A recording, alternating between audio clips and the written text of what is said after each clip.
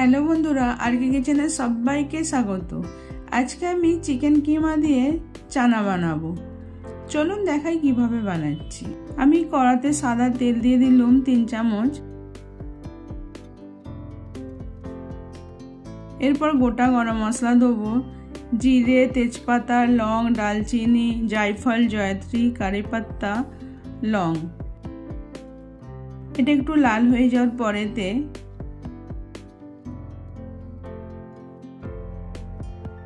দুটো পেঁয়াজ কুচানো দিয়ে দিচ্ছি।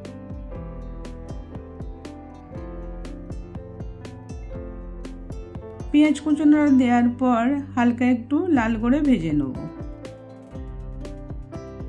তারপর দুটো টমেটো কুচো দিয়ে এটাকে একটু ভেজে নেব। তারপর আদা রসুনের পেস্ট 2 চামচ দিয়ে এটা ভালো করে কষে নিচ্ছি।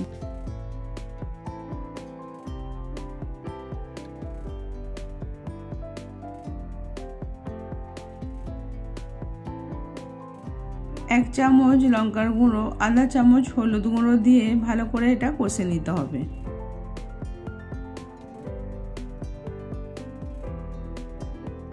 একটু গরম জল দিয়ে ভালো করে এটা মিক্স করে নিচ্ছি।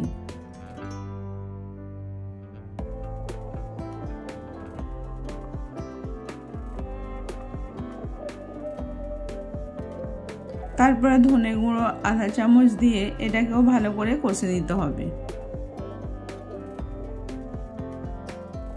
তারপর চিকেন কিমাটাকে আমি আগে থেকে ম্যারিনেট করে রেখে দিয়েছিলাম আদা রসুন দিয়ে, এটাকে দিয়ে ভালো করে কষে নিচ্ছি।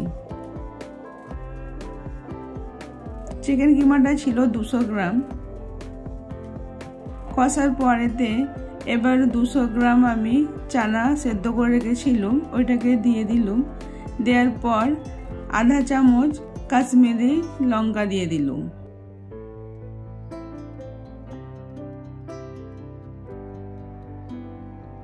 তারপরেতে এটা হচ্ছে আগরি মশলা, এটা বোম্বেতে বেশিরভাগ দেয়া হয়, তো এটা আগরি মশলা দিলুম।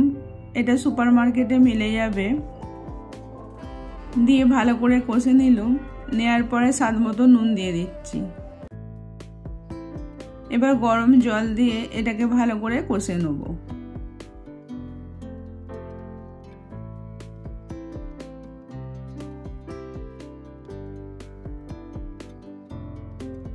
এই আগরি মশলাটা দিয়ে বানিয়ে দেখবেন, একদম অনুষ্ঠান বাড়ির মতন টেস্টও হবে। তারপরে তা আমি ধনেপাতা দিয়ে আবার ভালো করে কষে নেব।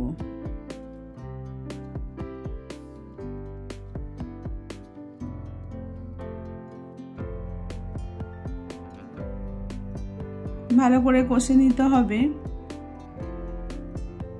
তারপরে গরম জল পরিমাণ মতন দিয়ে কিমাটা ভালো করে সেদ্ধ করে নিতে হবে, প্রায় 8-10 মিনিট।